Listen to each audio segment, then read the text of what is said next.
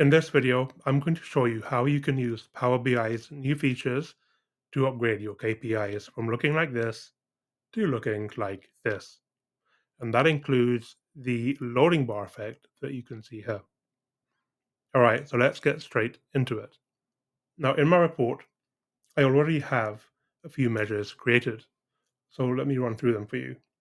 The first is total sales, which is simply the sum of sales amount. The second is the month-to-date total sales, which is the total month-to-date total sales using the date column in the date table. The next is the month-to-date sales, but for last year, so that we can have a fair comparison between the two.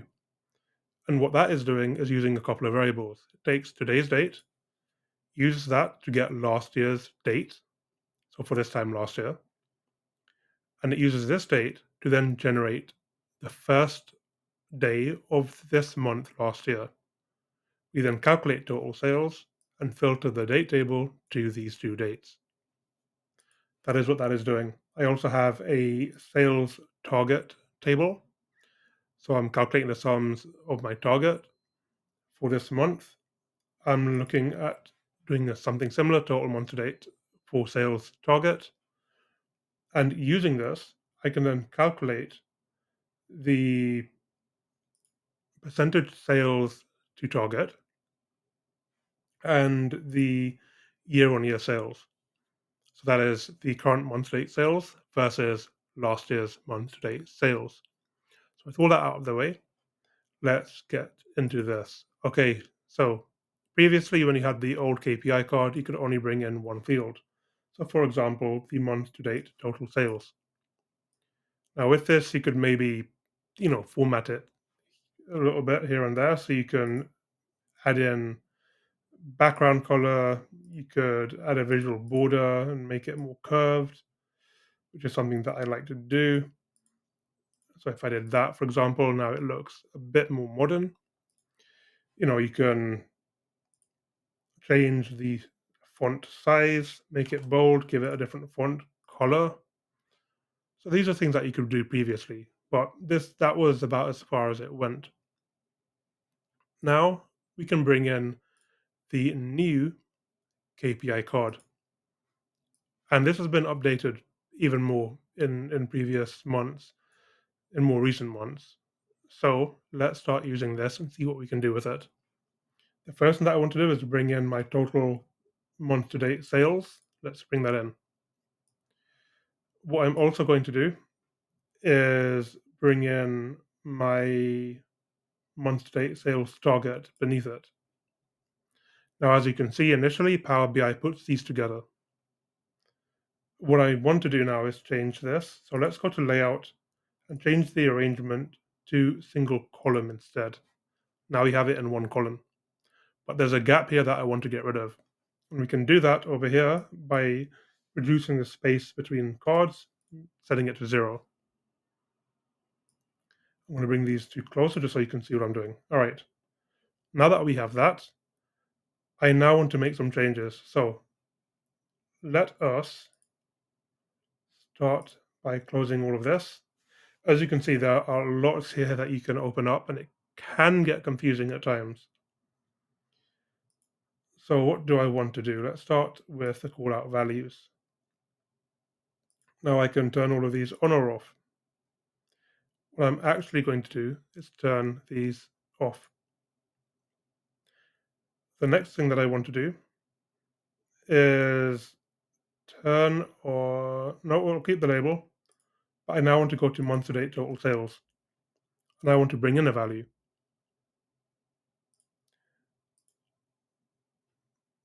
This value is going to be, no, I don't want to. This is where it gets confusing. I want to go to reference labels. Let's go to reference labels, and we're on month to date total sales, which is the top card. Let's add in our label. Our label is going to be our month to date total sales. See how I get confusing? What I want to do is turn off the divider, as you can see here. Actually, let's keep it on. Let's keep it for all series. I want to turn off the divider. So that just works for both. And let's go back in. Okay. Now I have my value. And I've got a title. Let's remove the title, and now you only have the value. And the value I'm going to change to a font size of 40 and make it bold. Now you'll notice here there are 2 dashes. That is because you can also add detail. If I turn it off, you can see it disappears, but I want it on. And in this detail, I'm going to open it up. The label, first of all, before I go anywhere, I need to select the label, which is my month-to-date total sales. And now I can add in detail. And what I want to add in is the year-on-year sales. Now, if I drag this in, you can see it gives me the percentage difference. So that is the result of my measure. But I want to do a couple of things with this. The first is to add a couple of spaces because I think these 2 numbers are too close together. The next is to add a plus sign because it's a positive number. And then I want to return the string y on y, y or y. So let's do that. We need to create a new measure to do that. So let's go to new measure and very quickly do this. So I'm going to call it percentage year on year sales text. And the first thing that I want to do is bring in my year on year percentage sales measure. Now, I also want to bring in, should it be capitals? There you go. Now, what do I want to do? I want to bring in a symbol. So let's bring in a symbol, say if y on y is greater than 0, then we're going to return a plus sign. Otherwise, we won't do anything. The next thing that I want to do is bring in a string, which is simply going to be year on year. And finally, what I want to do is include spaces, but I can't simply do this. That's not going to work in Power BI.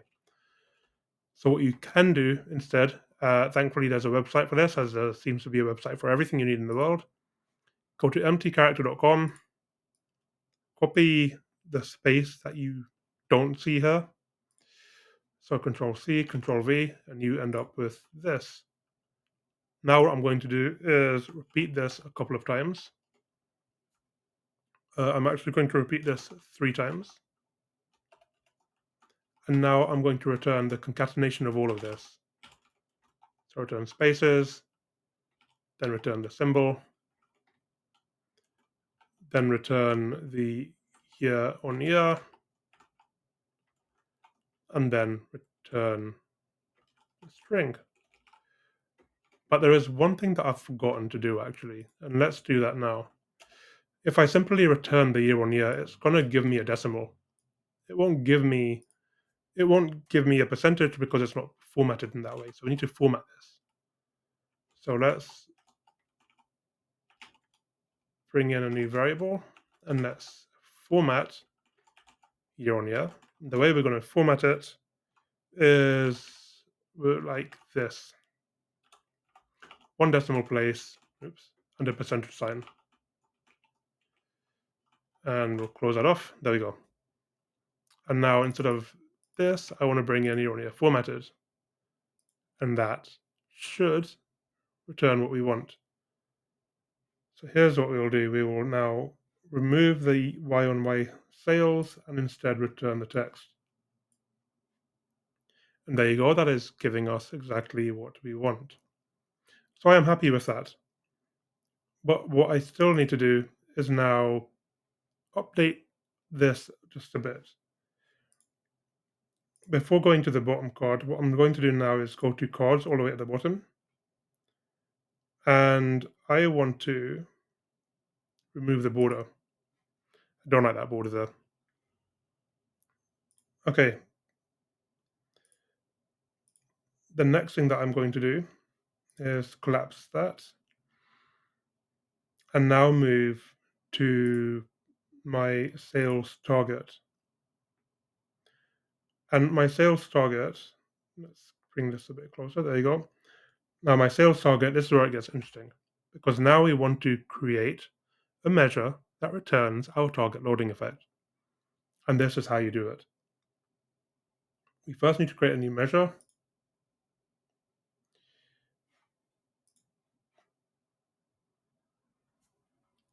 And percentage month to date sales target loading.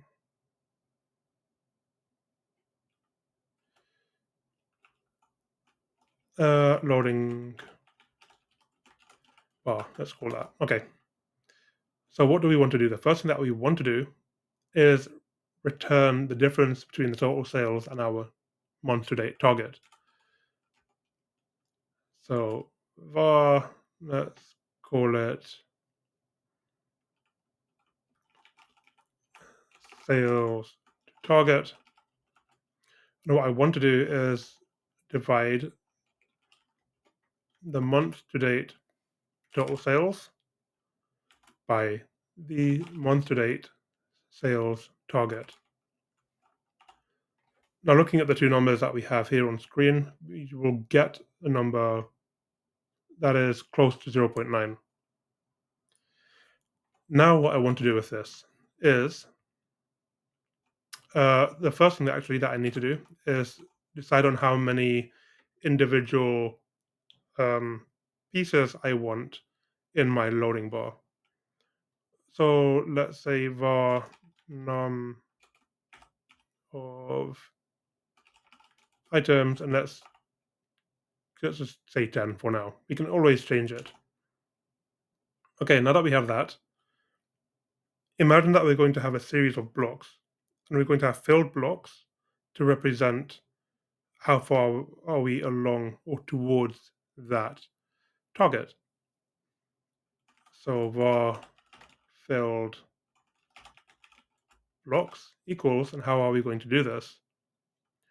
Well, we're going to multiply the number of items by the sales to target. And we can check this works by returning filled blocks. And what I'm going to do now is just drag this on screen, and we get 9.05. So we know that this is working. Cool. But what if we surpass the target and we're 120% off target because we've had a really good month? I don't want to return 12 blocks. I still want to return 10. So we need to update this. And we need to update this with a min function. We want the minimum of either this number or our number of items. And so the most we will ever get returned to us is 10. All right, now what do I want to do? I want to do the same thing, but for the empty blocks. And we can do a simpler expression here. Number of items minus filled blocks gives us the number of empty blocks. Now that we have that, let us actually represent these blocks. So var filled block. This has to be in speech marks. I'm going to use the Windows key here and the full stop, which brings this up on my screen. And I am going to scroll down here in symbols to this. That will be my fill block. And my empty block will be the one that was next to it. So Windows key and full stop. Scroll down and use this. There we go. Now I can't simply return these. I have to do something with it. And in order to do something with it, I am going to use the repeat function again. So filled blocks string equals, we're going to repeat fill block how many times? Filled blocks times. And we'll do the same with the empty blocks string. We're going to repeat the empty blocks times. And now we can return the concatenation of filled blocks string and empty blocks string. And now look at what happens to our visual here. Let's expand that. And there you go. We're 90% of the way to sales target, and 9 out of 10 of the blocks are filled. So now let's bring it into this visual. We can remove this because you know it's working. And what I'm going to do now is go down to reference labels, select series, that is going to be month to date sales target, which is fine. You now need to add data. What data are we going to add here? We're going to add in our loading bar. So now you can see it showing up here. What I don't want is a title. We can remove that. And now what I can do is go to value here. Actually, before I do that, let's turn detail on. And as you can see, we get our 2 dashes here again, indicating that we can once again do something similar and add in more detail, which is exactly what we will do. Now, what I want to do is bring in my uh, difference to target. Now, what is the difference to target? Well, the percentage sales versus target, let's bring that back in, is minus 9.4%. That is what I want to bring in. But I want to bring it in as a string again with more control. So here's what I'm going to do. I'm going to go to my percentage Y on Y target sales text and copy this.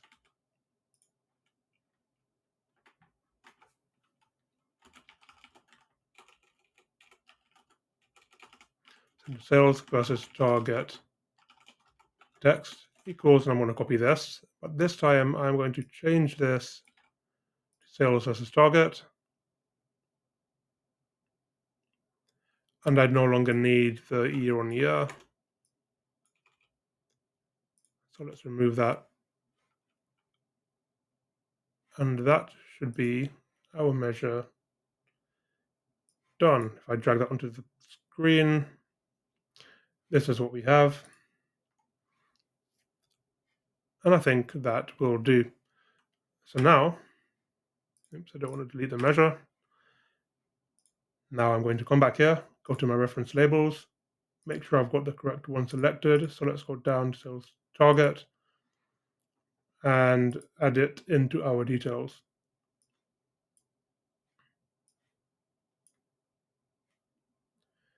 And there you go, minus 9.5%. All right, now before we end up here, let us go back to our value. And there are a couple of things you can do here. You can actually make this in bold, as you can see, and it does get a bit bigger.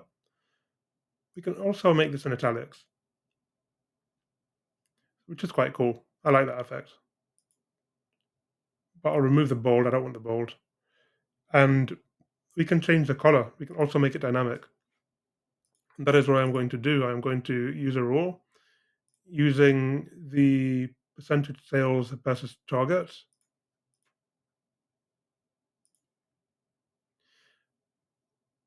Now, if the value is less than minus 0.1, then it's going to be red. That's if we're more than 10% away from the target, it's going to be red. If it's between minus 10% and 0, then it will be yellow. And finally, if it's 0 or above, then it will be green because then we're ahead of target, which is a good thing. Let's choose a green, maybe something like that. I don't want it too neon. There we go. That looks good. And there we are. Because we are just under 10% away from target, we're actually in the yellow zone. And that is what we get. Now, as you can see, it looks decent, and it definitely looks a lot better than what we had with the previous KPI visual, but we're not done yet. Next, what I want to do is come down here to cards, go to series. Actually, let's go down to padding first, and I'm going to change the custom padding. I want the numbers and titles to be a little more inner than they are now. So I want to change these to 12. There you go. It just gives a bit more breathing space, which I quite like. So that is the padding. I will leave the alignment. I'll leave the alignment as it is. Now we can do here is have a background as well. So I can do something similar.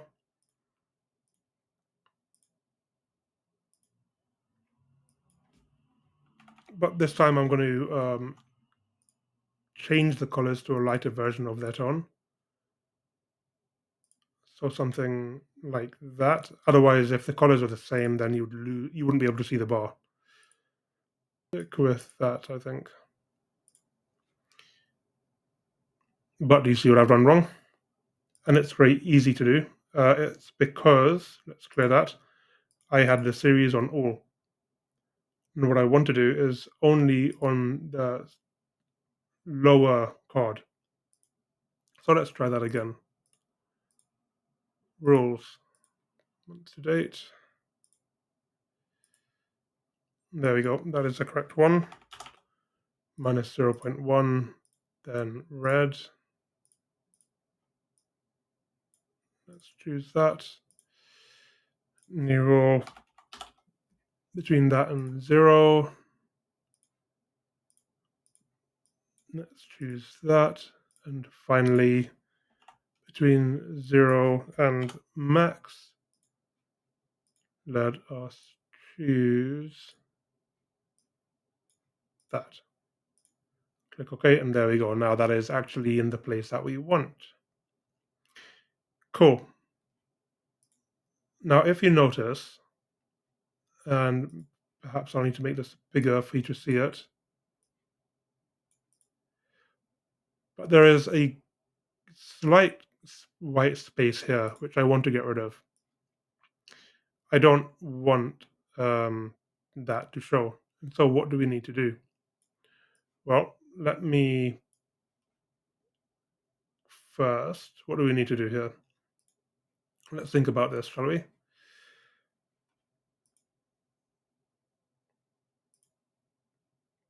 The padding and all of these are fine. We don't need to touch this. What we need to do is go back up top here.